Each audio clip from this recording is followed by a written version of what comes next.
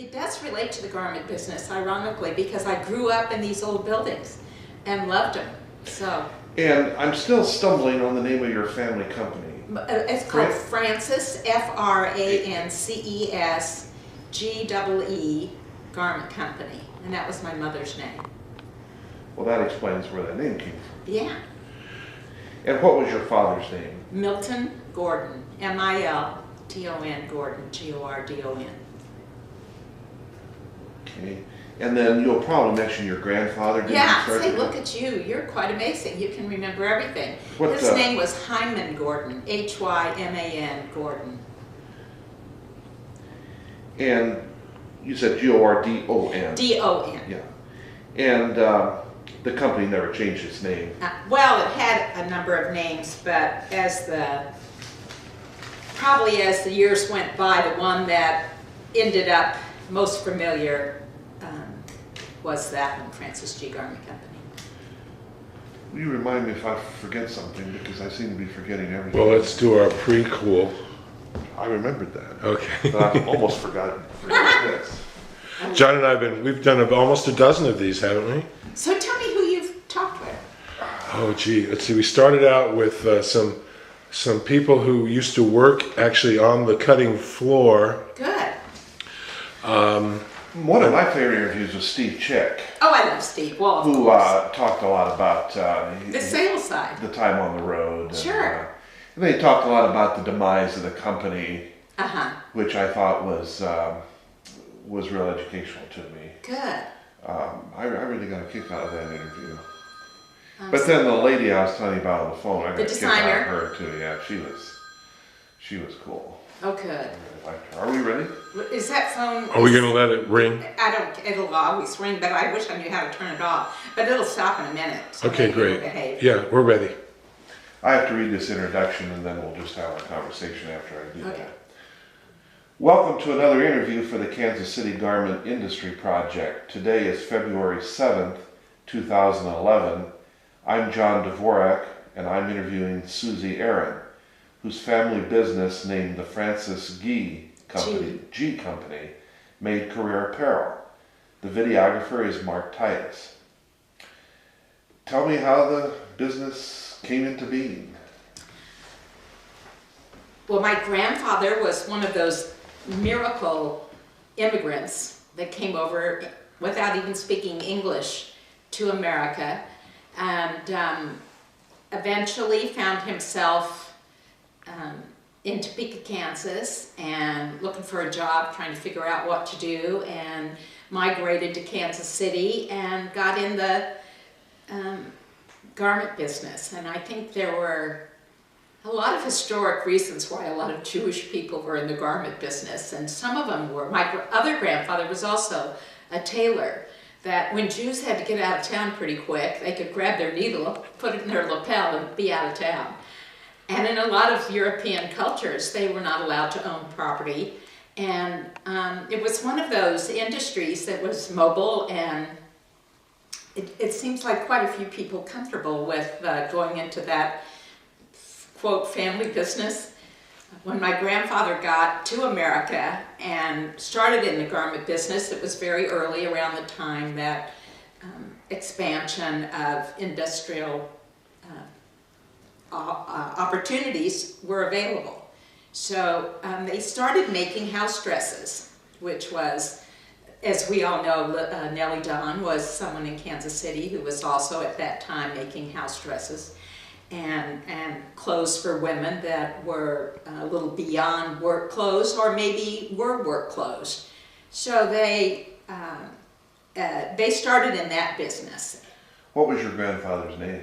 Hyman Gordon. And where did he come from? Russia. About when did he arrive in the United States? God, what a good question. Well, probably he went back and forth for a while, but it was probably in the 30s and the 40s that he settled here. The family. The 18 or the 1940s? 19. 19. Mm-hmm. Had he been in the garment business in Europe? No, he was only 15. So he was just a scrambler. And he had an idea about, he was very good with people, very interested in, starting over in America, very optimistic about what he could do, and I think his skills really were people skills, and the product ended up being what was available to him. What do you know about the early days of the business? Of that business? Of his business. Of his business. A lot of it dinner table conversation. I think it was a time in Kansas City where you could be an entrepreneur and start a business. And they all kind of worked together. They all, as their network increased, as they started developing an industry in the community, resources were adjunct resources became available. The people who sold zippers, who sold boxes, who sold the products necessary for being able to manufacture. A big part of Kansas City's manufacturing was the coat and suit business. And my grandfather had a bunch of, actually he was an investor in a number of companies that, as he made some money, he put money into other types of manufacturing. Different fabrics were different, and coat and suit business, even though it was still manufacturing, was a little different than what we did, which turned out to be work garments, grew into work garments as more and more women got into the workplace. Our company kind of developed a specialty for making clothes for waitresses and for beauticians. Nurses, those were the jobs for women of those days. His business did quite well all along. Yes, I mean everybody brings their own little special thing to it, and I think as my grandfather laid out the business and the production side and the sales side and maybe the financing side, my father took the business a little different direction, and that he recognized that when you have a lot of different patterns in fabric, you have extra production complexities. So he was really enamored with the idea of trying to simplify it. There were so many things going on that were already complicated that he just thought if he worked in white fabrics that he wouldn't have the matching problems, he wouldn't be running out of patterns and colors, and so he just wanted to simplify, so he kind of focused on nurses' uniforms. Where was the business originally located?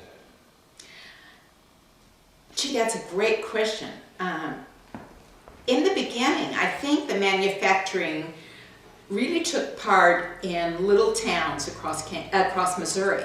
We had factories in Richmond and Higginsville, so that they would do administration and design and sales and financing in one place, but production primarily in these little towns. Your grandfather had Yes. an office in the garment district? Well, we had a building, but we were not located where the other, we were a little further to the east. We were on Grand and Admiral, whereas most of the coat and suit houses were around the Broadway area. So when did your father come into the business then? I think he grew up in it, just kind of like I did, dinner table conversation, and my father also was interested in, living in Kansas City, and he was very good with people and talking to people, and I think he just kind of grew into it. I'm not sure that he made a conscious choice as I'll do this versus being an attorney or a doctor. He just kind of spent his summers and eventually took over. What was your father's name? Milton Gordon. Did he take over the business at some point, or was that sort of an evolutionary switch from your grandfather to your father? Yes, I think it was just an evolutionary switch, and my grandfather unfortunately had a really timely stroke, and that he was an extraordinarily active man. He was like president of the synagogue and president of the Which synagogue? Beth Shalom. Thank you. And the old age home. He was always involved with lots of I mean, the beginnings of talks of Israel, lots of things that happened in our community. And he was always out raising money for causes and things. And one day he just had a terrible stroke, and he went from being one of the most active men in the city to unable to talk. And so my father just was a young man and had no choice but to step up and step in, and he did. Do you know about what year that would have been? This is such an interesting interview. I feel like I need to immediately learn about my family. Approximately. Okay. What year was it? Well, it probably was like, I remember him being the most active and fully involved. Probably, I was young, so probably late 40s, early 50s. Early 50s, probably. So your father stepped in, took charge, Yeah. and ran the business from Right. then on. Mm-mm. I don't think he had any choice. Now, you say at that time they had factories in Higginsville and Richmond? Yes. Do you have any idea why they located production outside of Kansas City, whereas a lot of production was in Kansas City? I think they had some production at Kansas City, but I think there was a labor available. Obviously, there were people who were looking in these little towns for business opportunities, and they just kind of, it was an easy way to expand production. Probably the prices. I don't think we were as involved in those really early days with the union as the union became very involved as a part of Kansas City production, the International Ladies Garment Workers Union. That would have come after your father took over. My father was involved with that. I don't think my grandfather had as much, that wasn't as much a challenge for him as it became for, I think, the rest of the guys in the garment business here. What did your father do with the company? What did he change? What did he Well, make again, better? I think he simplified it from lots of patterns and house dresses to really recognizing the working woman in Kansas City, and focused our business more on, again, the waitress, the different, the beauty salons, the nurses. He honed in on the career wear aspect Absolutely. of the business. Do you know why he did that? Did he see a market niche, or? Yeah, I think there was a market niche. I mean, we had a lot of coat and suit guys in town that were doing that kind of production, and I think he recognized an opportunity. How did the business go in the 50s and in the years immediately after your I think father? it went very fine. It was many years of growth for America. It was a very busy time when I think production increased for lots of different kinds of businesses in America. Women had come away from the war experience with confidence in getting into a workplace, and I think more and more women, there were more products to buy. Women had, it was easier for women to be working, and so those industries that hired women, there was more spendable income, so people did go to the beauty shop. There were people who went out to eat more. So there was really customer recognition. Did he make career wear mainly for women, or was it also for men and boys? Or? In those days, it was mostly women. Can you describe what types of attire we're talking about here? Oh yes, I think if you look back in some of our old movies and we see waitresses with white uniforms and fluffy handkerchiefs, you know, in the pocket, or if you think of beauticians that wore things to protect their clothes because probably women were using permanent solutions and hair dyes and things that were damaging to clothes. People were looking to protect their wardrobes, and so same within hospitals. I think there was a growth in the medical field for all kinds of medical services beyond the traditional nurse. There were operating where there was just career apparel was an area that expanded into a whole new level of opportunity beyond just what was in a retail store. Tell me how the business operated in the 50s? Would your father have had designers along with the manufacturing? Did he do Yeah, we did everything? it all. There were stores that started carrying women's work clothes as opposed to just traditional. In the beginning, women didn't have a lot of options about clothes, and I think that was something that Nellie Don did, was to expand the average woman's wardrobe beyond just a traditional, something that you wear to maybe have more style. But I think another dimension was the work garment. And you would go to places like Sears, and I remember J.C. Penney, a lot of the big department stores that had grown into opportunities for women to buy things, so expanded into having career apparel in the department stores. So we had huge clients and volume shops, whereas there was the distribution system were really expanded, so that instead of production being a season's worth of a few garments to a few retail shops, I mean, you had the opportunity to really, as we used to say, stack the fabric high, and production facilities allowed you to spread material and lay a pattern on top and cut many dozens at one time. And then there was production sewing, where people became specialists. And later I can tell you an interesting story about that. As the garment company went down, women who had spent 25, 30 years in the sewing business, really not having the confidence to be able to take their sewing skills and become dressmakers, because they only thought of themselves as collar makers or sleeve makers. Or So your father used this system that was kind of popularized here, sort of an assembly line yes, system, where one person did the sleeves and one person Yeah. did the cuffs. a whole different production system that I think got developed when you really started having the opportunity to sell lots of dozens, many hundreds of dozens being made. And therefore I think the production facility of one woman who sat down at the machine and sewed the whole garment, that just didn't exist anymore. What kind of employees did your father have? Mostly women, and I think mostly women who were probably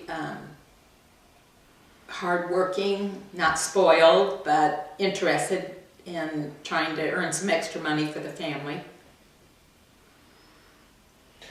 Did he continue production plants in Higginsville and Richmond, or did he expand that?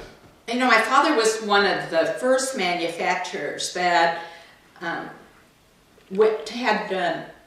production facilities overseas. As things changed in the garment business in America, a lot of tax benefits were given to American manufacturers for sewing overseas. So it was the beginning of the end, really. I think the production went to Puerto Rico. We had factories in Puerto Rico. We had factories in one of the early factories in Japan. My father started traveling around the world and making opportunities for large, better priced labor. You say you had factories in Puerto Rico and Japan. Did he actually set those up, or did he contract with an already existing company? Both. I think in the very beginning he set them up, and I think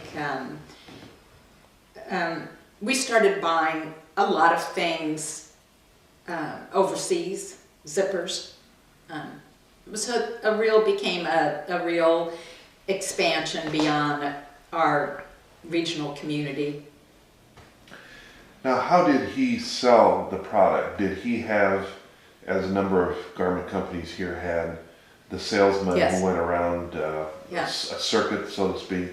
Yeah, we had a regional sales we had a regional sales manager, and we had sales teams of people who had different territories. Someone on the East Coast, someone on the West Coast, someone in Texas. We had people, Chicago. So wherever these large department stores were, sometimes all the buying was done in New York through Sears. Other times there were mama papa shops in small towns that needed to carry clothes for working women of their communities.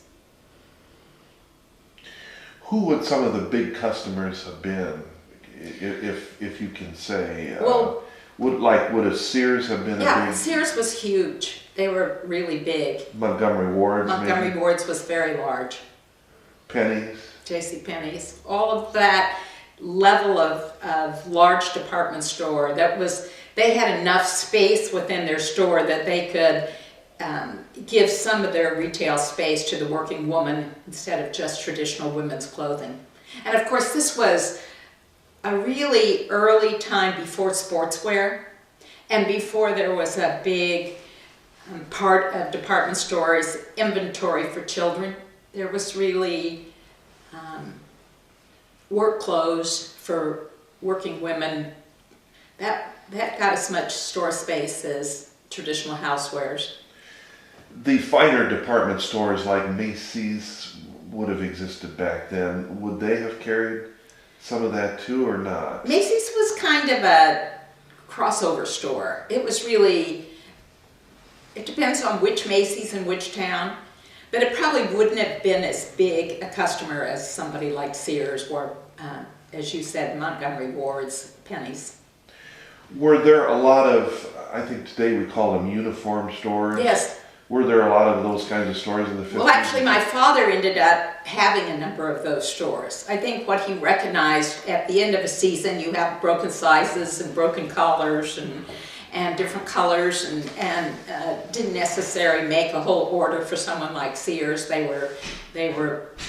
So he put together a team of people that went around and opened small mama papa kinds of uniform shops all over the Midwest, just to get rid of inventory to cash out. So the company actually owned retail stores? Yeah, we did. That was not something that the Kansas City garment manufacturers generally did, was it? No, it wasn't. It was a way in which I think he was very clever to try to turn some of his old inventory back into getting rid of it and having some cash. Did he sell in pretty well every state? Well, he sold in every state that a store like Montgomery Ward's and Sears would have been in. So he was nationwide. He was, definitely in his nationwide. reach. Yeah. Did he sell overseas at all? Probably might have sold a little bit overseas, but not. That wasn't a big part of distribution. America was his main area. What was the name of the retail outlets? Was it Francis G? Was that on the name? No, I don't think so. I don't think they used my mother's name by then. That was a little bit later, probably in the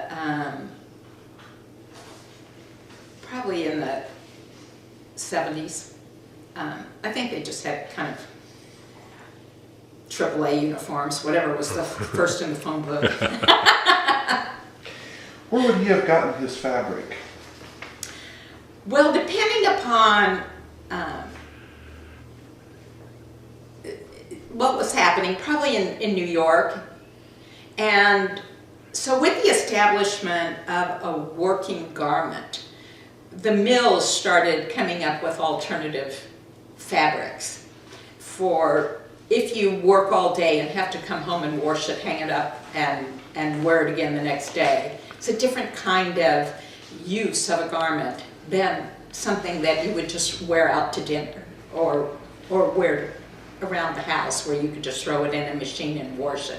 They needed to be able to have fabrics that were sturdy enough to stand up to lots of washings and lots of irritation if you were dealing with rubbing against a counter, if you were, they were really work garments. So eventually it was a big part of women's clothes, and I think that new fabrics had to be developed all the time for, I remember when double knit came in and some of the new weights of fabric that we started working with in order to be able to have this wash and wear factor that could really stand up to hard use. I know $1 in the 50s is not like $1 today, but can you tell me approximately what would have been a good year for the company in total sales and when he was doing well in the 50s? Well, I can only tell you that we always kind of prided ourselves on being able to deliver a $10 pantsuit. So if somebody who was working hard and needed to have some clothes, they could buy a whole outfit for $10 to wear to work. It was a...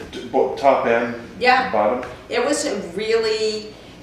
there was always a battle between the guys who were selling on the road, who were looking for... looking special as opposed to somebody else who was selling on the road, and they always wanted more labor, more trim, more design, and the production guys wanted it to just be a zipper and a collar and 2 pockets, and they wanted to go through production fast. So we really didn't make a lot of fancy, I mean, they were work garments, so they were really not labor intensive. They were meant to be functional, and it took a long time for specialty fabrics to come to the market. Do you know what would have been a good year in gross sales? You know, I'm trying to think what I will say that I really can't relate to what that number might be. I mean, millions, obviously. We had 300 sewing machines, so we had a big, we had large facilities, we had lots of people that were working, so it had to be a pretty substantial number. You own 300 sewing machines? Yeah. Do you know roughly how many employees the company would have had in a good year? You know, we had these huge Christmas parties when I was a kid, when we would go down every Christmas and to the factories and giving everyone turkeys, and that was as close as I came to those years of being aware of what was going on. And there were many long tables of hundreds and hundreds of people who were a part of the distribution system. So, gee, 300 or 400 people working at least. How would that have ranked the company among other? Well, we were one of the largest in the country. We were easily one of the largest of that market, of the work woman's garment. We were very significant. You would have been large in terms of any garment maker in Kansas City, wouldn't you? Oh yeah, definitely. Because the coat and suit business was so different. Number one, we were making a $10 pantsuit, so we had to depend on volume. And they were making beautiful fabrics and specialty labor, and they were not having the production capacity because they didn't need it. They were actually not wanting to be stuck at the end of the year with lots of inventory either. And so they had a predictable amount of production that they were doing, and then they had to switch to next year's design, next year's fabrics. The $10 pantsuit interests me. Yeah. Any idea what your father's profit would have been on a $10 pantsuit? My father did well. I have to say, when you deal in volume, it's a different situation, and I think I was never aware of the fact that anybody was unhappy about what they were getting paid, and we had a very fine lifestyle. So, Where did you grow up? Here in Kansas City. I mean, what part of town? Oh, I'm still in Brookside like everybody else. Yeah. Did you go to Southwest? Or Yeah, okay. Southwest. Great. Thank you. So we were part of the garment guys, and we all belonged to the same country club, and the men sat around the swimming pools and talked about all their issues, and ironically they all ended up, many of them, in the real estate business. When did you come into the company? Did you work down there as a kid at all, or? Well, you know, I was one of these kids that in high school in the 50s, a large company that my father had invested in here started making sportswear, young clothes for juniors. And that was a big switch, and the garment business, that there were clothes for teenagers. And I was very interested in the fact that they had clothes for teenagers, because I wanted to dress fun and look young. I wasn't interested in looking like I was wearing my grandmother's clothes. So I always had an opinion about what was coming out of that factory. Not necessarily what was happening in our factory, but what was happening in the other factory. And then I became interested in women wearing pants. For the first time, women were allowed to wear pants. And that was a big, major shift for women to be able to wear pants. I mean, there were restaurants that we couldn't go into if we weren't dressed in dresses. And I was very interested that this family that we had invested in and that this garment company were not making pants for women. And I remember saying to my father, or he took me to a board meeting one time, and I was supposed to be very quiet and well-behaved, and of course I've always been opinionated, and I stood up and said, why aren't you guys making pants? We all want to wear pants. And so that shift finally came along. That's funny. How old would you have been when you did that? I probably was 15, something like that. So I thought my father was going to kill me, but... Precocious, huh? Yeah. Did they pay any attention to you, or was it a few more years before they started making slacks for women? You know, I always had an extraordinarily good relationship with my father. I think he appreciated my opinion, and it probably never had occurred to him. And especially, ironically, I think in the business that we were in, women needed to be shifting into wearing pants. I mean, because we started making pants for, obviously when you go into a hospital or women are needing to bend over and lift up patients, and pants made a lot of sense. Did you actually work in the company as a youth? Yes. As a teenager? Well, I grew up down there. I was always fiddling around with the design department. We had an in-house design department downtown. So, and they were very generous to me. So, of course, I was always down there giving a great interest into what they were doing and how they were doing it and what things looked like. So, I was very comfortable being there. And I also, when my father would go on business trips, often I was taken, our family went, whether he was in California doing business and I was going to Disneyland, or, I mean, it was always part of dinner table conversation, and it's very much part of our lives. And then I personally became most involved because I was an art major and I was interested in creative things. I always had an opinion about things, and I went, probably my most serious involvement was, I went one time to a meeting with my husband. It was the early 70s. I was off in another career and not involved in a day-to-day relationship with the garment company. But I went with my husband, who was a salesman, had also come into the company and worked with the family business, to a meeting that was the beginning of a company that was making fast food. It was the beginning of the fast food industry. And what happened was that they couldn't find enough production. Usually restaurants maybe had, if it was a big restaurant, maybe they just had one big restaurant. Or maybe there were 2 or 3, but there really was no industry where franchising had started. And there was a company out of Chicago that was very famous for having 5 restaurants. And they were trying to figure out who they were. And we were beginning to sell a few of our garments to restaurants, and that were trying to figure out who they were in terms of their identity and their image.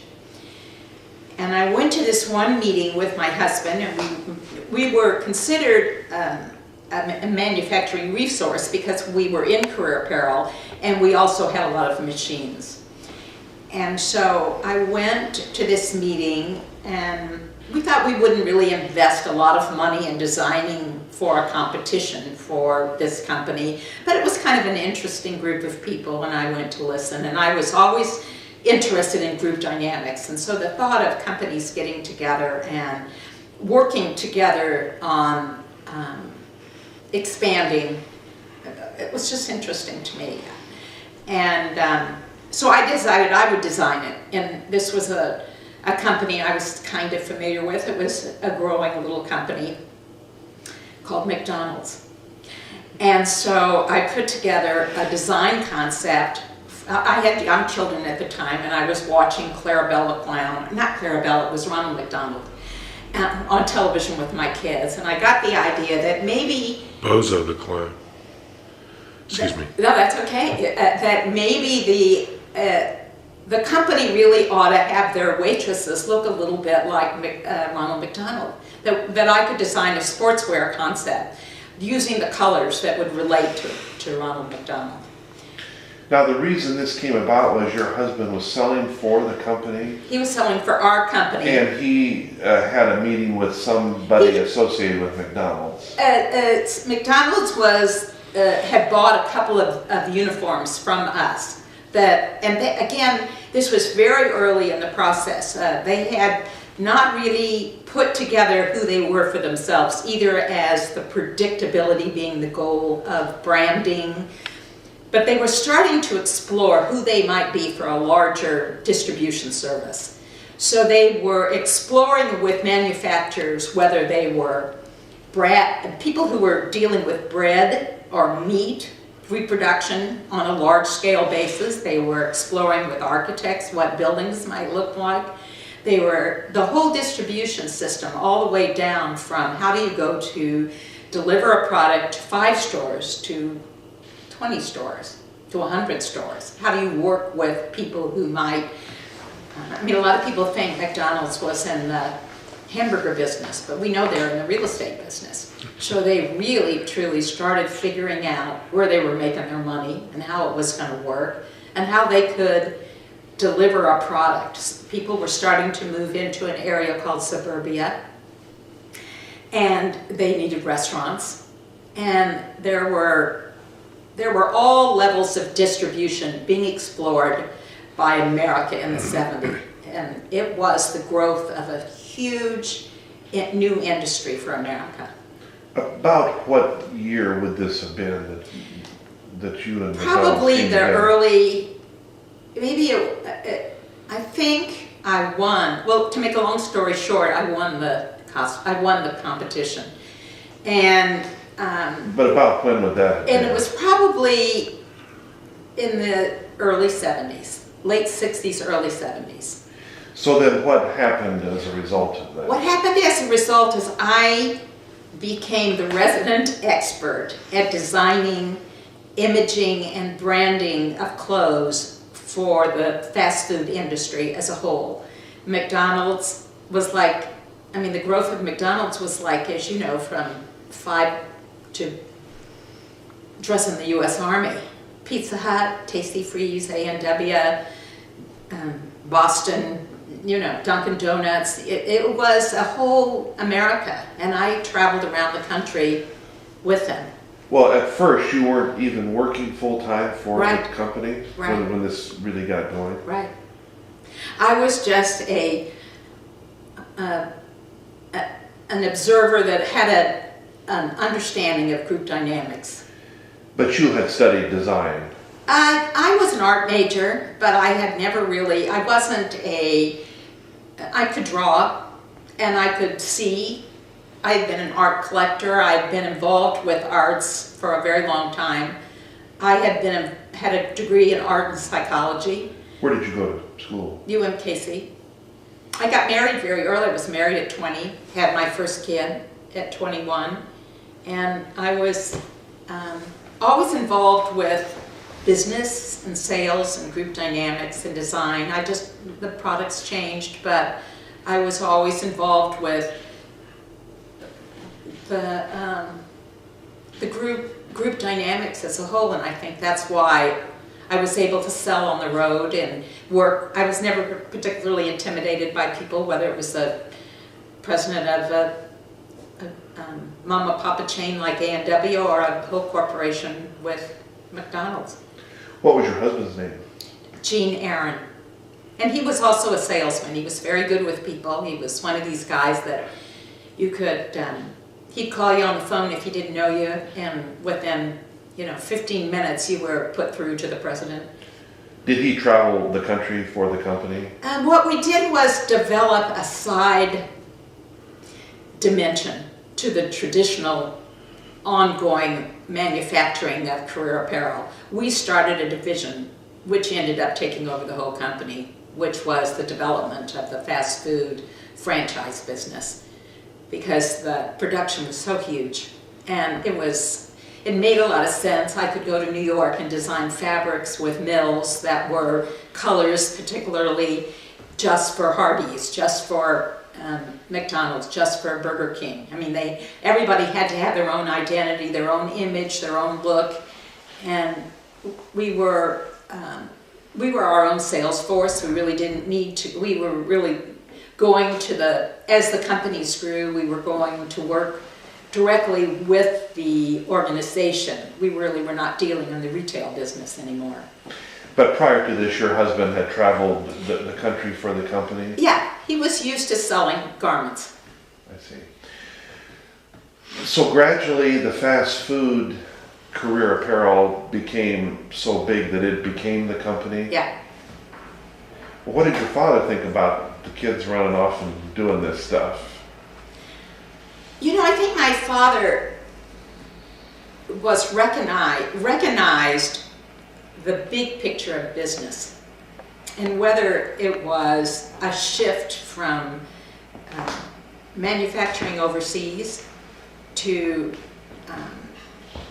recognizing that this really was the new America, that there always were going to be retail stores. There was always going to be somebody who needed to service the nurses and the waitresses, but that there really was a whole new dynamic that was coming online. And I think he had to look at the financial, where do I put my money? And I think as a businessman, you look at your company's alternatives about what part to finance. And the advantage, again, of having lots of machines and stacking them high, cutting the same, a size 2 and a size 40 out of the same fabric, the way in which you could nest the patterns and have them work together on the same fabric, and we could have lots of the same material stacked and sewn together. It was Henry Ford in the car all over again. I mean, it was the production facility, the financing, the cash turnaround between you already sold the garment as opposed to putting it on a shelf and waiting for somebody to come in and buy it. I think my father was very smart in recognizing that things can change. So did you then become a full-time Yes. person in the company? And did you travel not only to New York but overseas as well because of the overseas factories? Or? Oh, that's really a funny story, because we were probably the largest users of YKK zippers, which were Japanese zippers that were imported into America. And the Japanese absolutely did not want to do business with women. They were the most gracious of suppliers that acted very welcoming to have someone from our company. They were always saying, come and see our factories in Japan, please come. And then of course when it turned out that I was the one that was coming, oh my God, they were backpedaling. They just couldn't figure out what they were going to do if a woman came into the factory in a management position. So I didn't really do a lot, even though they were a huge supplier. I ended up taking myself to Japan, but I never bothered to go to Osaka because it was quite clear that I wasn't welcomed. So there was, I really wasn't involved with that. Primarily my job was to help to be a listener, to help these corporations decide who their image was, how they really needed to function, and give them something that really worked for them, whether it was a size 2 or a size 40, something that would look good on someone who had to work hard during the day and rub against a counter, come home at night, wash it, hang it up, and wear it the next day. I think every kid in the world in the 70s must have hated me. I mean, you imagine standing next to those grills and those hot fabrics. And eventually we were able to get enough volume going that we could design for ourselves the kinds of fabrics that really worked for people who worked in those industries. But it was that I was very much involved with more that aspect of it than I was any other part. So the company was doing pretty well in the 60s and Yeah. 70s, I guess. Right. We haven't talked about the union, Yes. but the union would have come in the 50s Yeah. or the 60s. Mm-hmm. Did that change anything for the company? Bad, good? Well, or- it changed it a lot in the fact that we went overseas for a lot of our production, and in one part of the company. But we were still a union shop in Kansas City. And we So you continued to manufacture here in... both. We were allowed to do both. How were relations between management and the union? Probably the biggest problem for us was that the Kansas City labor union was dependent upon New York. The people in New York had a whole real different agenda of success for how they needed to function for garment companies in the East than a small company in the Midwest that had little shops in small towns like I described. But still, they had a real stranglehold on their contingency of they didn't want to lose any power or any control. And it was a very difficult thing there were people in our company that were union and people who were not. So when strike happened and fights would happen, and sometimes they were really brutal, people had to walk through picket lines to go to work where other ones couldn't work. And these were friends who used to work side by side with each other all the time. Your company did have strikes? Yes. Mm-hmm. And I think in the end, most of us went out of business because it just became too difficult. So relations between the company and the union were not always good? It was always a difficult thing. It was probably what my father ended up doing that killed him, was too much. I mean, that isn't how he died, but I think for the part that if he had to choose again, if he was making a lot of money, what do I want to do with my money? It just became so aggravating dealing with a garment company that he shifted his money into real estate. So would he have had a contract then with the local of the International Ladies Yes. Garment Workers Union? Yes. And would that have covered all of his companies or all of his plants or just American. Just the American plants? Well, how did that relate then to your plants in other countries? I think there was, and I don't know a lot about the answer to that question. I know that we had multiple simultaneous production. We had production in Puerto Rico and in Japan, and we also had factories here in Kansas City. So there must have been some agreements with the union that allowed for both facilities to happen. Were the strikes that your father's company endured, were they ever lengthy or violent or... I remember one time when I was a little kid, my father coming home really, really late, and everybody was worried, and I didn't know a lot about it at the time, but I knew he was worried about physically being at danger from the union. And this was maybe very early in the 50s or late in the 40s. But most of the problems were just aggravation, constant aggravation for everybody. When did things start to go sour?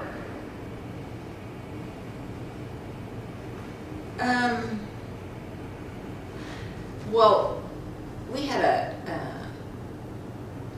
an ironic external agenda that probably capped it, and that was that my father was a Hyatt here in Kansas City, and he was sitting at that evening with a bunch of friends and got a feeling, he was kind of an intuitive guy, that he needed to get out of there. And by the time he got to his car, he started hearing the sirens. By the time he got home and turned on the TV, he saw everybody he was there with died. And he had a heart attack that night and died the next day. Really? So it was another enormous, kind of quick agenda that influenced how, and big decisions about what we were going to do after he died. And it was a kind of a simultaneous having to do with a lot of personal family affairs that in the end, and a badly written will, my brother ended up with the company instead of me. And he had never worked in the company for years, but it was an old bad will. And so I left the first day. I didn't have a good relationship with my brother, and he didn't know anything about the company. And so... Prior to your father's death, was the company doing pretty well? Yeah, I think we were doing fine, but I think what we were recognizing was that for the amount of cash that we were putting out and the amount of return and the difficulties with getting the union to understand that America had made the choice that manufacturing wasn't going to happen anymore in America. It was almost at the end, all of the guys, whether they were dealing in coats and suits or we were dealing in local or foreign production, that manufacturing in America was really just about at the end of its life. And I think a really interesting, fortunate thing that had happened for us was that because I had traveled with my husband all over the country and watching the growth of suburban real estate and production, and how, the tide was really shifting towards a different America, and we recognized it. And we started shifting more of our cash into land and into buying real estate than we did investing in fabric. And at some point you just recognize, where is this country going, and who are you for this country? And we shifted. So your father, prior to his death, was not very happy with how things were going. No, I think we were all frustrated with the parts that didn't work. We still saw the advantage in the parts that did work, but we were in the process of making choices that we, instead of having only the garment business, our money was being reinvested in other alternatives to production. Was he still manufacturing here in the Kansas City area? Yes. Along with overseas? Yes. And he was still making money? Oh, we were making plenty of money. The question is, how do you want to reinvest your money? But we could see that it just wasn't making sense. The return on investment was not as good. And we hadn't shifted into the garment business, from the garment business into real estate, but we were just aware of it. And then a number of things happened. The union was really desperate in those days, and when my brother ended up getting the business, he really didn't understand the business and had a huge fight with the union and bankrupted the company. So the union was part of the problem towards the end? Oh, absolutely. But not the only problem. It was a big part of I think a big part of it. It probably was the straw that broke the camel's back. It was like it never got the long-term picture of manufacturing in America. It was there. You could see the end. You could see the desperateness of trying to hold together something that just wasn't working anymore. And it was true for all the boys. I mean, I say the boys, the men in the garment business. I mean, all of the, one by one, they were all falling. Was your father upset at this trend he was seeing, or angry, or how was he feeling? He was just in so his last tired years? of being aggravated.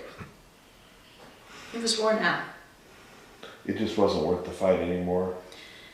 He was fortunate enough that he didn't have to do it anymore. I mean, he was, it took years. I mean, I'm making this seem quick, but the reality is you have a big success and you have money and you make a choice, what do I do with it? And do I reinvest it here, continue to reinvest it here, or do you look at alternatives?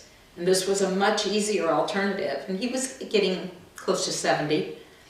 And I think he could see that we had a very unique and successful niche and lots of control. So it was tempting to stay in our business. But he could also see that the prices of the union were just getting raised beyond anything that made any sense.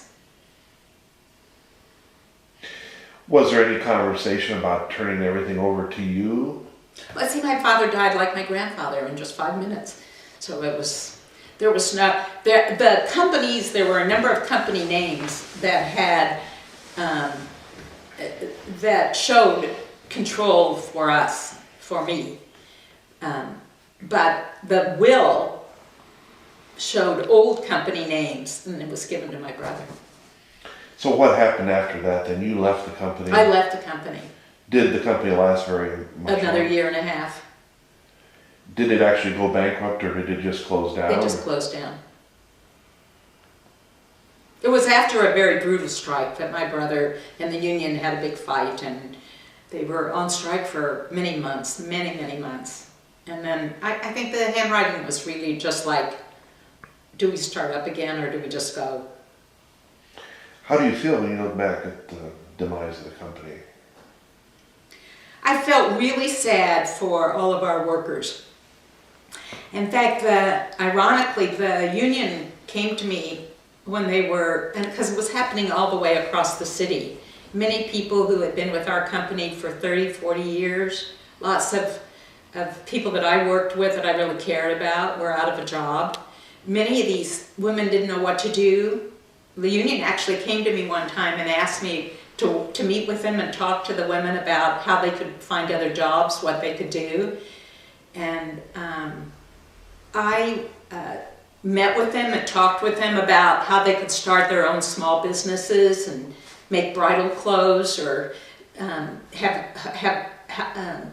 as I told you earlier, about how to deal with having dressmaking, doing things like that.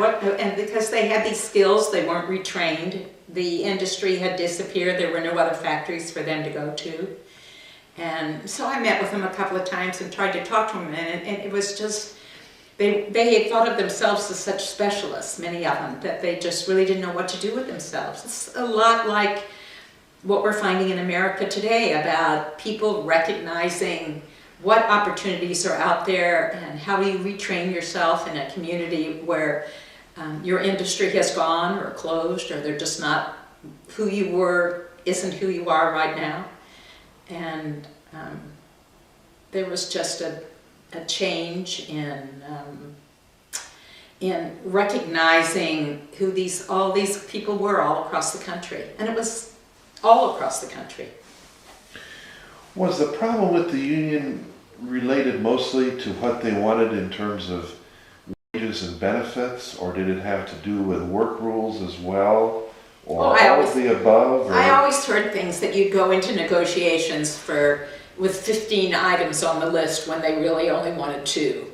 So they would like kick their feet and scream and dance for the other 14, but really they slowly would give up 2 or 3 of those, and then 3 or 4 of those, so that they could get the 2 they wanted.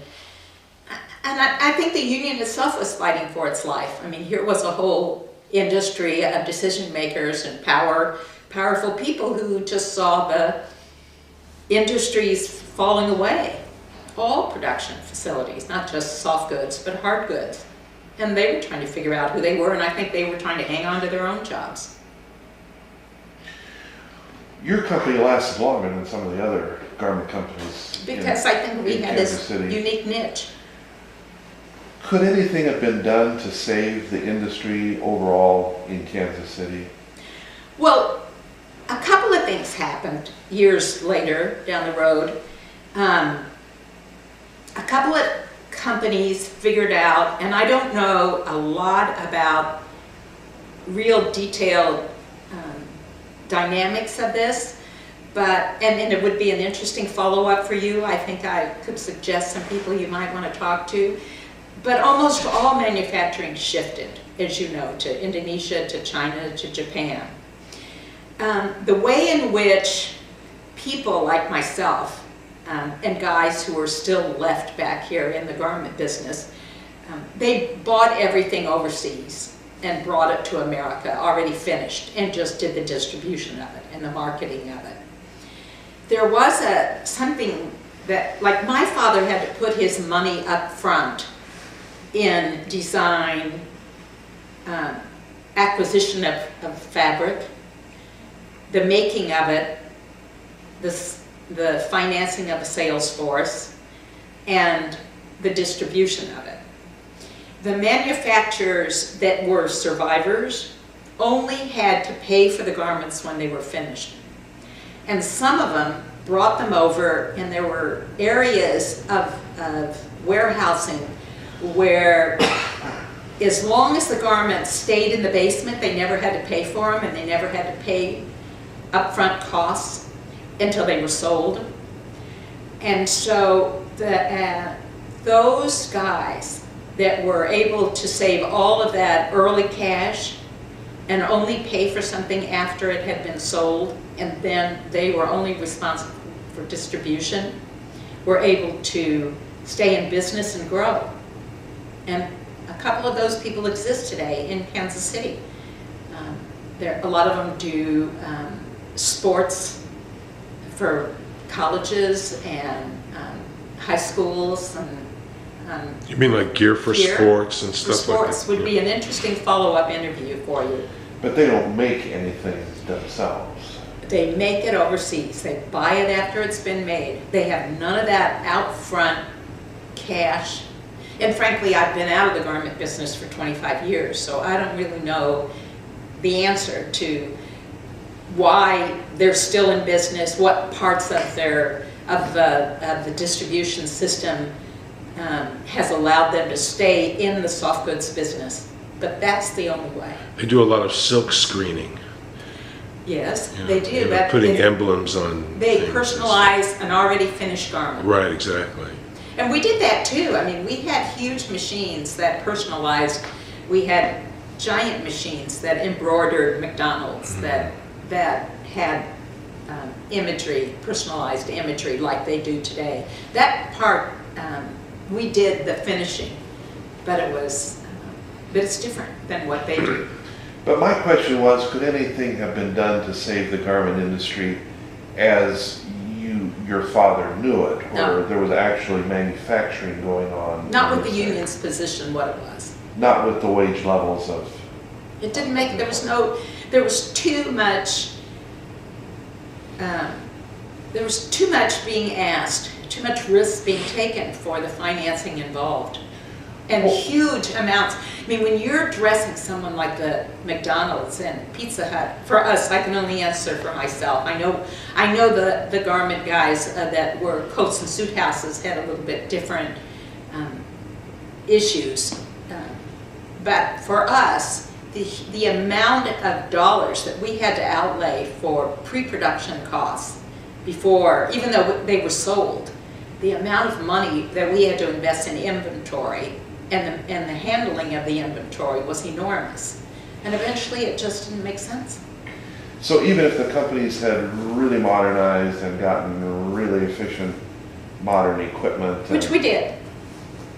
You did? Oh yeah. When I was in New York, I mean, when patterns were made, I mean, there were huge computers that nested these patterns to make sure that how you laid out a garment on a stack of fabric. You might have been mixing a size 16 with a size 2 because the way in which you could utilize the use of the fabric was such that you would have less waste of the material. We looked at all of those kinds of things. It was a very definite use of contemporary, whether it was the designing of fabrics, the way in which it used to be that if you were going to design a fabric, it didn't make sense for a mill to run more than 1,500 yards of a particular fabric, because the yards would be used up and a manufacturer was on to a new style. I mean, you see that a lot in better dresses today, and you hear about people that have really high-end garment companies like Ralph Lauren or Yves Saint Laurent, big fashion houses. I mean, how do they make decisions about, is this a dress that they cut out for 15 garments as opposed to a fabric that they make a one-of-a-kind and they sell it for $20,000 for one dress? I mean, those kinds of decisions about how you use your cash, how you use your production. I mean, those were very sophisticated analyses that were done by people. You think your father's company was about as efficient as it could have been at that time? Then? Oh, I think you can always buy the latest piece of equipment, or you have to. But there were many facets of how you decide to use your cash, and I think in the end it just wasn't worth the amount of money that it cost. What would your father think today if he could be here and see that there's very little garment production in the United States? He wouldn't be surprised.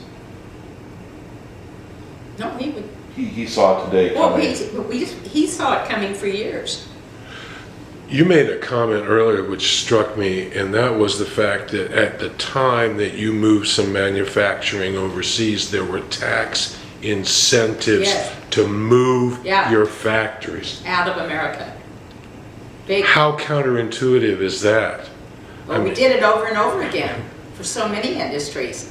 I mean, my goodness, can you think of an industry we didn't reward for going overseas? Well, I don't understand how that happened, and I was just curious to know if you had an insight to that. To why. Well, America shifted. I think there was a real use for unions at one time in America, and I think it did a great job in the beginning. My grandmother came over here and worked in a sweatshop in New York City with many European women who, you hear the horror stories if you go back and see the histories. I mean, her life without a union would have been dangerous, simply dangerous. And it had its place. And I think it went too far. The pedestals went too far the other side. And you lose track of the bigger picture. I mean, how do we all win is what we're trying to look at when we look at an industry. Sure. And we see it in negotiations today with our automobile companies. I mean, or any company related to manufacturing. It's all the same. Can you imagine the outrage today if there were tax incentives to move your company offshore because of the lack of jobs? It's happening now. And all that. It's still happening.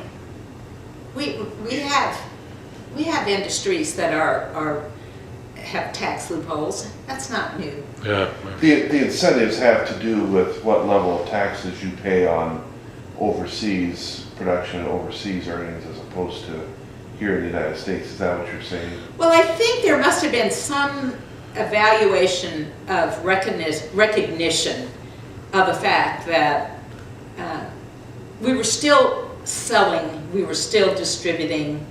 There was some dollar value to having some component of manufacturing here, whether it was garments or automobiles, that maybe the cars were made in Japan or Korea, but the dealers were American. So I think there was always some kind of a evaluation that was going on as to who are we for this game and how do we keep the balance. Sometimes we lose it. We've about pumped this lady enough, but we'll finish up with kind of a philosophical question. Well, is this what you wanted? Is this? Oh, you're excellent. Fascinating. Yes. What do you think the young people around Kansas City have any realization that we were once a major garment manufacturing center? Well, being the president of the Crossroads and dealing in the restoration and rehabilitation of older buildings that were non-functional and had to find a new life for themselves. Many of our young people are living today in some of those old factories, and many of the loft from New York to Los Angeles were in old manufacturing facilities that have found a new life with a new use. I think what we all like about those old buildings are the integrity of the spaces, the materials, and the design of the urban community. I think we all like those kinds of buildings and those kinds of spaces. And I think young people today might recognize the fact that they're living in buildings that had other agendas and have found a new agenda. And maybe in a very unique way, it will, now that they're all facing ideas about who are they going to be and how they reinvent themselves, maybe something positive will come from the fact that we all change and that you have to accept it and take the part that works and move on with new choices. Nice way to end the interview, which we just did.